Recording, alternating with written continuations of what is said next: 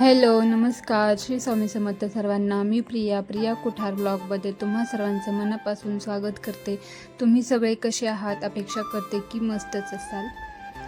तर मला इथं मी म्हणजे हा अगोदरचा व्हिडिओ आहे, माझ्याकडून टाकण्याचा राहिलेला होता.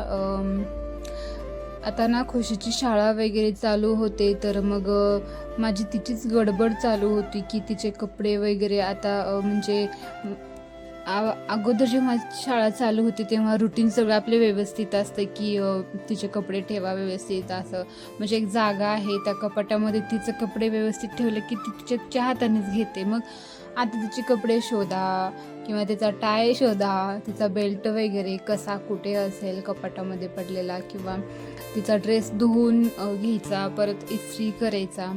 तर खुशीने मला 2 दिवस अगोदरच सांगितलं होतं की आता शाळा चालू होते, तर मम्मा माझे ड्रेस वगैरे तू काढ, स्कूल ड्रेस, आणि त्याला व्यवस्थित धुवून इस्त्री करून वगैरे तू ठेवून दे असं म्हटली होती. तसं माझं धुवून झालेलं होतं तिचे ड्रेस, फक्त इस्त्री करायचं एवढं राहिलं होतं.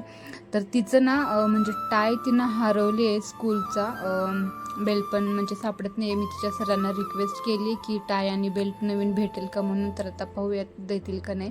त्या सरांनी तर हो म्हटलेत, परंतु आता बघ.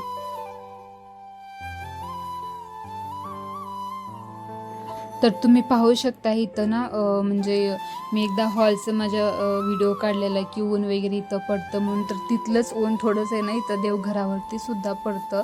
तर इतकं छान फ्रेश वाटतं ना खरंच ते ऊन बघायला पाहायला. एकदम असं सगळं घरात अगदी असा सोनेरी उजेड पडतो. तर असो, मला नाही तर अगदी अधिक महिन्याचा दिवस अधिक महिना किंवा धोंडेचं महिना जो आहे ना, तर तो अक्षरशः म्हणजे संपायला येत होता आणि मी घरी धोंडे केलेच नव्हते. तर असं म्हणतात की 3 वर्षातून एकदा येत असतं, तर घरी आपल्या 3दा पुरणाचे हे असे धोंडे करायचे आणि गाईला वगैरे खाऊ घालायचे असं म्हणजे मी ऐकलेलं होतं. तर असं म्हटलं अगदी महिन्याच्या शेवटी का होईना मी इथं धोंडे केले आणि नैवेद्य वगैरे देवांना दाखवलं.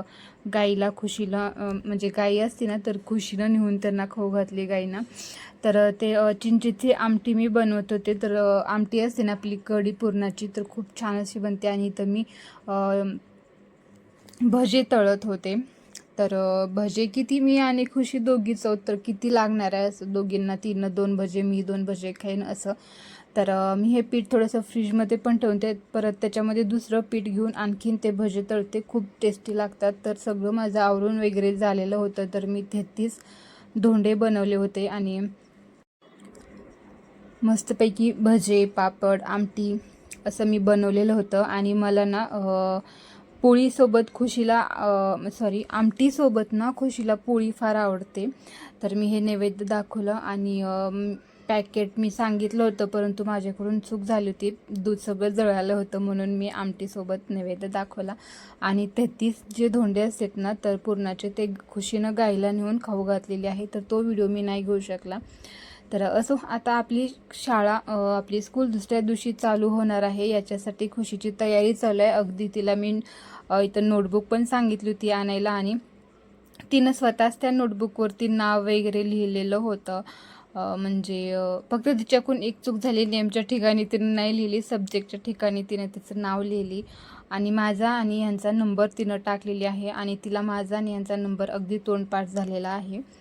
तर माझी कुठलीही हेल्प न घेता तर तिनं असं तिचं नाव वगैरे लिहिणं चालू होतं. तर असो, सायंकाळच्या वेळी ना मी इथं 33 दिवे बनवले होते. ह्या 33 ज्या वाती असतात ना, तर एकत्र करून पण पेटवल्या जातात बरं का, किंवा कणकेच्या दिव्यामध्ये पण ठेवून, किंवा हे जे आहे ना ह्या वातीमध्ये तूप ठेवून जर असं फुलवाती पण आपण बनवू शकतो. परंतु मी तसं काय नाही केलं. छोटंसं एक प्लेट घेतलं, त्याच्यामध्ये तेल टाकलं आणि अशा एक लांबक्या वाती मी तिथं करून ठेवले होते.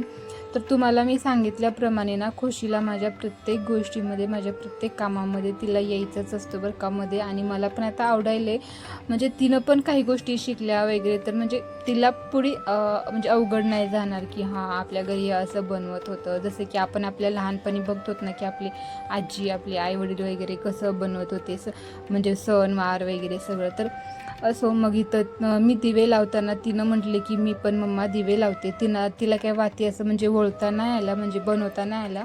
वातीचा बंडल जो असतो ना, तर त्यातला एक एक वाती मी काढून थोडंसं वळून असं 33 दिवे मी इथं वाती लावल्या होत्या.